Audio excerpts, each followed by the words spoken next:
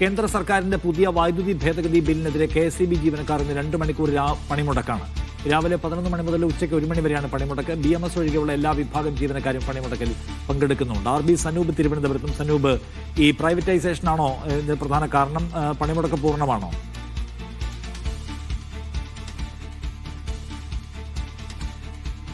നിഷാദ്, കേന്ദ്ര വൈദ്യുതി ഭേദഗതി ബില്ലിനെതിരെയാണ് KSEB ജീവനക്കാർ ഇപ്പോൾ പണിമുടക്കുന്നത്. 11 മണിക്ക് പണിമുടക്ക് ആരംഭിച്ചിട്ടുണ്ട്. കൃത്യം 1 മണിക്ക് പണിമുടക്ക് അവസാനിപ്പിക്കും. അങ്ങനെ 2 മണിക്കൂർ പ്രതിഷേധം മാത്രമാണ് ഇന്നിപ്പോൾ അവർ ആസൂത്രണം ചെയ്തിട്ടുള്ളത്. ഇതിന്റെ ഭാഗമായിട്ട് തിരുവനന്തപുരം വൈദ്യുതി ഭവനിൽ ജീവനക്കാർ പ്രതിഷേധ യോഗവും ചേർന്നുകൊണ്ടിരിക്കുകയാണ്. പ്രധാനമായിട്ടും ഇവർ പറയുന്നത് ഈ വൈദ്യുതി ഭേദഗതി ബില്ല് വരുന്നത് ഈ സ്വകാര്യ മേഖലയെ ഈ വൈദ്യുതി രംഗത്തേക്ക് കൊണ്ടുവരാൻ വേണ്ടിയാണ്. വൈദ്യുതി രംഗം മുഴുവനായിട്ട് സ്വകാര്യവൽക്കരിക്കാനുള്ള ഒരു നീക്കമാണ് കേന്ദ്ര സർക്കാർ ഇക്കാര്യത്തിൽ നടക്കുന്നത്. ഇതൊരു കാരണവശാലും നടപ്പിലാക്കാൻ അനുവദിക്കില്ല എന്നാണ് ഈ KSEB അടക്കമുള്ളവർ പറയുന്നത്. പൊതുവെ നമുക്കറിയാം, കേരളത്തിലടക്കം KSEB മാത്രമാണ് ഈ വൈദ്യുതി വിതരണ രംഗത്ത് പ്രവർത്തിക്കുന്നത്.